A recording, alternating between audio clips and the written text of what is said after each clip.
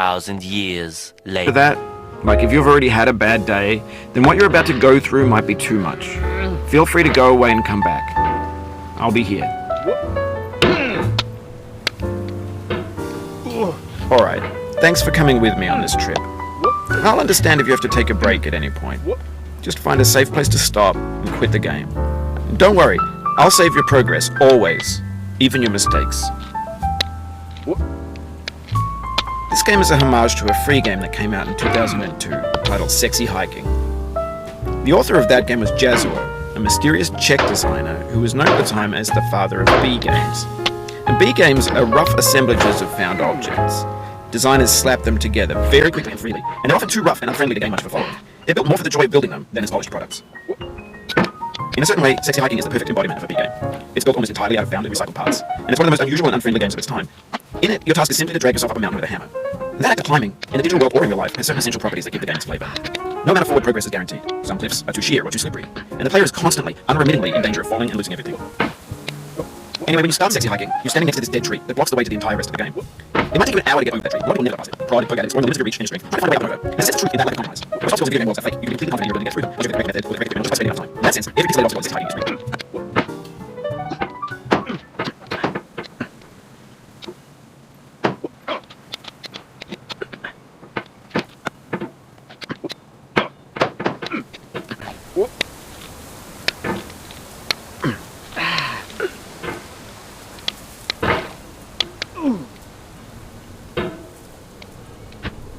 The obstacles in Sexy Hiking are unyielding, and that makes the game uniquely frustrating.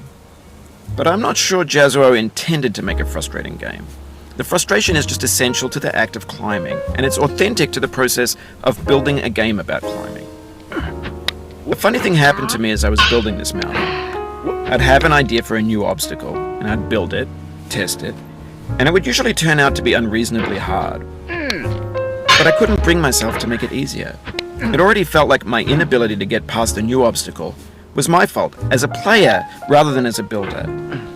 Imaginary mountains build themselves from our efforts to climb them, and it's our repeated attempts to reach the summit that turns those mountains into something real.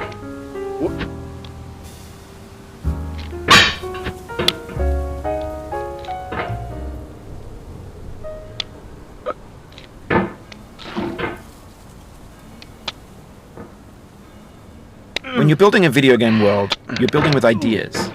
And that can be like working with quickset cement. You mold your ideas into a certain shape that can be played with, and in the process of playing with them, they begin to harden and set until they're immutable, like rock. And at that point, you can't change the world, not without breaking it into pieces and starting fresh with new ideas.